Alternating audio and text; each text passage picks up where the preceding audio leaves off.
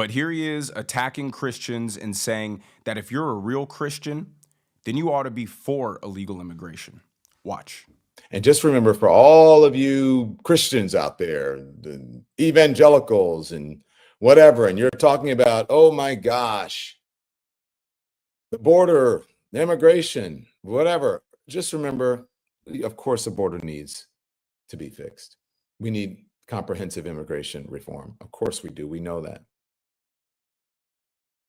But if you believe in helping other people, especially people who may come from countries that are worse than here, then you need to figure out how to help them.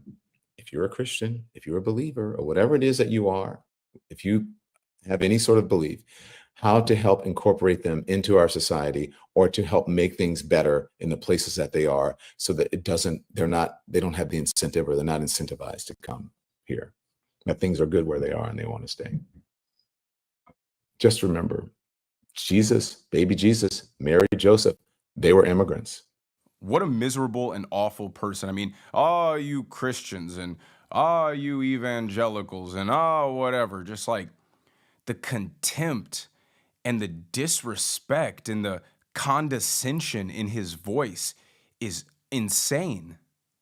And then he's going to try to tell Christians how to interpret the scriptures and what they ought to be doing if they're true Christians.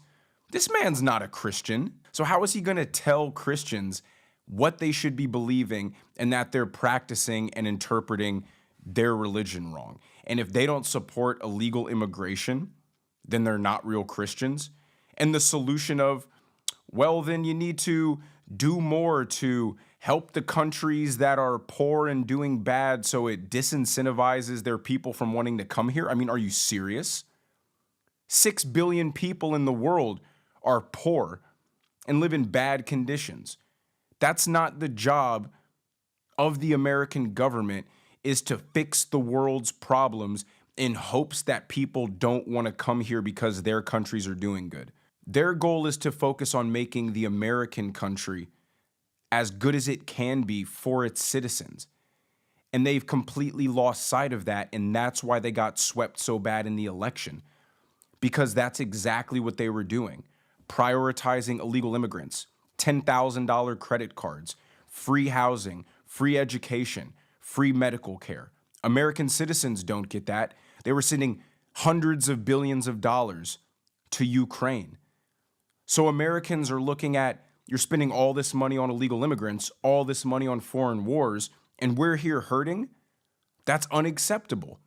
And that's why people were more motivated than ever to disregard Trump's antics and say, hold on, wait a second. This guy actually cared about US citizens and America and making things good for us. And that's why they voted overwhelmingly for him. That's why he gained massive ground in every blue state. California was 40% Trump. Kamala only won Illinois by a few points. He picked up massive ground in every blue state and gained even more ground in the red state. The support was overwhelming.